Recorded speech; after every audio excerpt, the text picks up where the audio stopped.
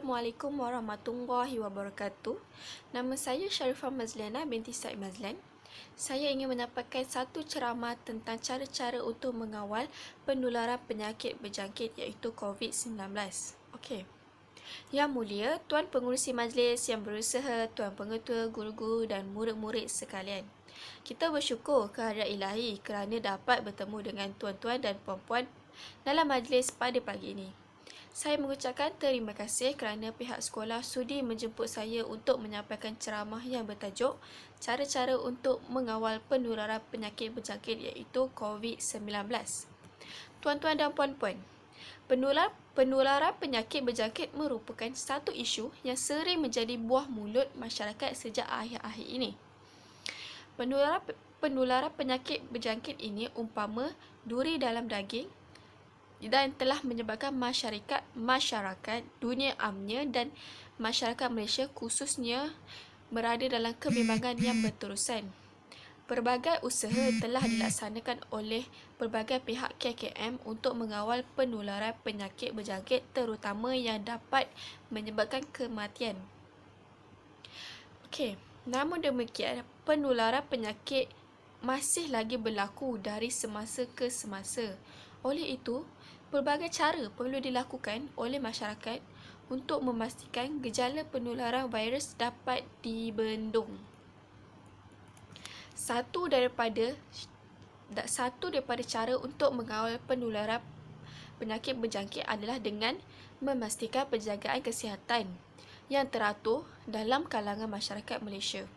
Penjagaan kesihatan merupakan satu amalan yang berterusan. Sebagai contohnya, setiap anggota masyarakat hendaklah menjaga kebersihan diri sepanjang masa. Okey, kalau tuan-tuan dan puan-puan nak tahu, kebersihan diri ni sangat penting untuk diri kita. Kalau kita keluar pergi kedai, balik daripada rumah tu kita mesti bersihkan diri kita dengan cara mandi atau bersihkan diri kita ataupun cuci tangan sebelum menyentuh barang ataupun anak-anak. Okey. Kalau tuan-tuan nak tahu, tuan-tuan perempuan mesti tahu kan, virus ni kita tak nampak. Virus tu halus. So, bagi mengelakkan daripada kita berjangkit dengan virus yang membawa kepada kematian ni, kita perlulah membersihkan diri kita dahulu sebelum kita menyentuh orang dalam rumah kita. Okey.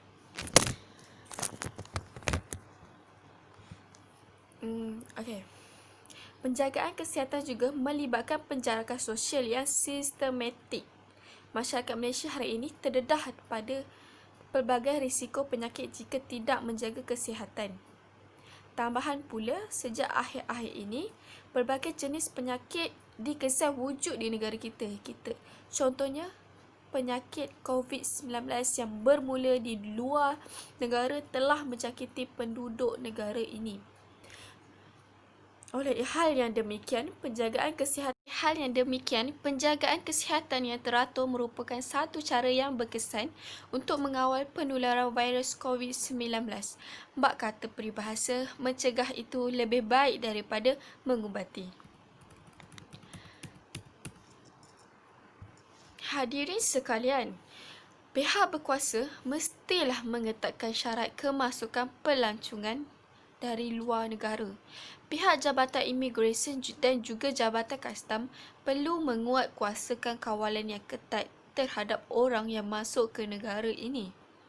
Jabatan Kastam mestilah memastikan warga-warga asing yang dibawa masuk ke negara ini bebas daripada jangkitan sebarang penyakit berbahaya atau virus COVID-19. Tidak kira sama ada warga asing tersebut datang untuk bekerja atau melancong di Malaysia. Jika warga asing atau pelancong sudah dijangkiti, pihak Jabatan Kesihatan hendaklah memastikan mereka dikuarantin terlebih dahulu atau tidak membenarkan mereka datang ke Malaysia. Dalam hal ini, tumpuan khusus hendaklah diberikan pada pelancong negara-negara yang diketahui telah dijangkiti penyakit berjangkit berkenaan. Misalnya, suatu ketika dahulu, negara China telah diserang virus corona yang serius.